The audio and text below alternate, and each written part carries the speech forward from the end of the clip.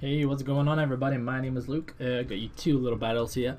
Both happen to be forfeits, but the second one is a lot closer than what you think it to be.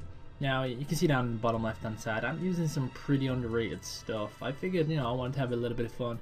And to say I've just put this together in a matter of 5 minutes, it's actually working out pretty well. So let's get the instant replay of this one going on. So see his team. Decided to lead off with Dedenne, easiest lead. Scour is going to do a U-turn, and I go out into Pyro because it's the easiest counter to Fortress I've got. He's always going to feel the fire move. I decided to go for the Hyper Voice. It does a decent amount, 32% life up, but not as much as I want it to be. The obvious water move is obvious, so I go into Gastrodon. I'm going to get that Storm Drain boost, so I'm now at +1. And I'm looking in a good position, so he's going to switch out. That makes me think he's scarfed. And I'll go for the safe Toxic just in case, something else comes in. But he goes back into Fortress, he plays it safe, and I'm going for Scald now. I want to abuse this special attack boost. Now he's got the Mega Aerodactyl, and he gets a crit with the Earthquake, but it doesn't matter because I'm going to pay him back with the burn. So his Earthquakes aren't going to be doing jack shit, and I could have probably stolen them out anyway. But so my Hex probably mattered a bit more. I'm going to recover just to rub it in, get the burn damage to tick him off, and he's going to forfeit that one.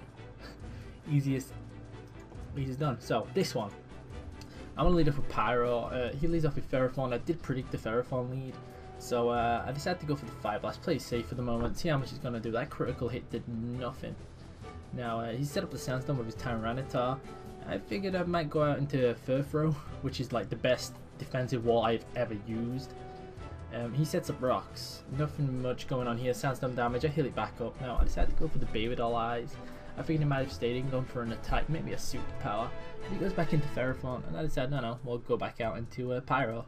Again, I know I'm gonna scare him out, so I'm gonna switch into my Gallade, and he's gonna switch out into his Tyranitar. I predicted the switch, that's why I went out into it. I'm going to go for the Choice Scarfed Close Combat. This is a revenge killing Gallade. So I figured I wanted to use something a little bit better. Now, I completely forgot about Parental Bond, and he's got the double Sucker Punch, which crits, and probably didn't matter with the Parental Bond, but it's possible I could have survived it. Now, the MVP of this match, Gourgeist Small. My god, this set is amazing. Leading off with the Will-O-Wisps into the Leech Seed. Kangaskhan cannot do jack shit to us. So look at that, we're gaining more than what he's actually dealing out. Now he's going to go into Ferrothorn as I go into the sub. Now I'm like, oh yeah boy, it's about to get real. I run the Fire Blast on this thing. And that's it's a 2-hit KO. So I'm going to just fight the leftovers recovery. Now he gets a bit haxy, I suppose that's what I get for playing with low accuracy moves, but I'm going to carry on going for the Fire Blast, and I don't think it would have really ended up any other way because he'd have just had a Ferrothorn at low damage. So he goes into Cloyster. He's got a Shell Smash. Behind his sub, I'm going to Will-O-Wisp you.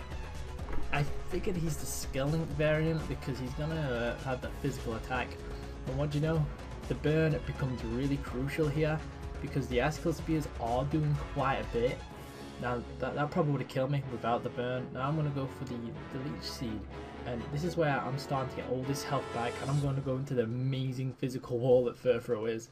So look at this, the Icicle Spear is doing 6%, 5% per Icicle. I suppose that's what I could call it. And here's where things get good. He's got the burn and Leech Seed damage, taking all that health away. So I'm going to protect. What else am I going to do? Your Rock Blast ain't going to do jack shit, boy. I want that health back, I want that burn damage on you. It's gonna happen whether you like it or not. Now here is the trick of the set, Baby Doll Eyes.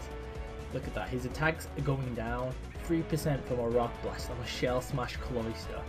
That thing's supposed to do damage, but Furthrow, no. It halves physical damage.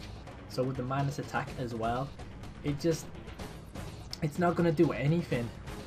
Now this is probably one of the best sets that I've seen for a physical wall, at least there's something to make it usable.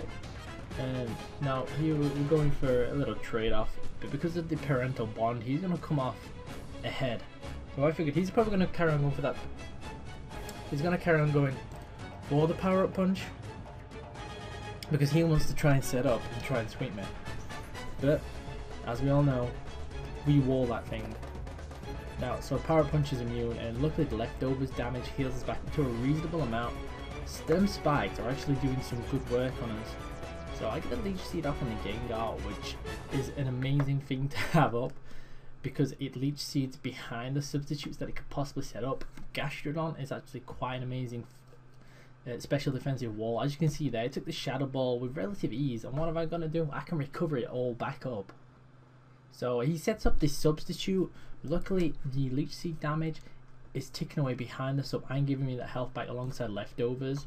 The Scald does manage to take out the substitute. He disables me here, which is a little... I should have really expected it, but I wasn't quite too sure what set he was going to be running. The Focus Blast missed, but once again, low accuracy moves. And I do run the Ice Beam on this Gastrodon. I believe the Ice Beam to be a bit more beneficial, as you'll see in a moment. Well, I'll explain it kind of now. Yeah, you see how there, if I get disabled, then it's gonna leave me a second attacking option. And as you see now, I'm still disabled with Scald, so I decided to go for the Toxic and break the multi-scale. Ice Beam actually did 80, was that 80 odd percent? 81% or so? Which leaves me enough time to switch into Dedenne. Get no damage from the Dragon Claw. Have me laughing hysterically. Have him die to the Toxic, and he's going to forfeit the game. That was GG, guys. I really enjoyed this team for some reason. I feel like Pyro could probably... the way the set is, it's like a mixed variant. I'm running Moxie with Wild Charge, and I was hoping that maybe like it could predict a switch into a water type, get the Hyper Voice off for some damage, and finish it off with a Wild Charge. Then you get the Moxie boost, and its attack actually becomes quite usable. But alas, it's not quite working out, but I'm going to keep on having a few goes with these things. So I hope you guys have enjoyed this battle. The narration might be a little rusty. I am trying to rush it because I'm not doing this live and I haven't shared the replay. I've just pressed instant, so the speed it's coming through is a little too fast for me to be able to narrate them.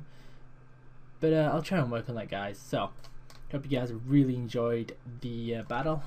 My name has been Luke, and I'm out. Hope you all have a good day. Peace.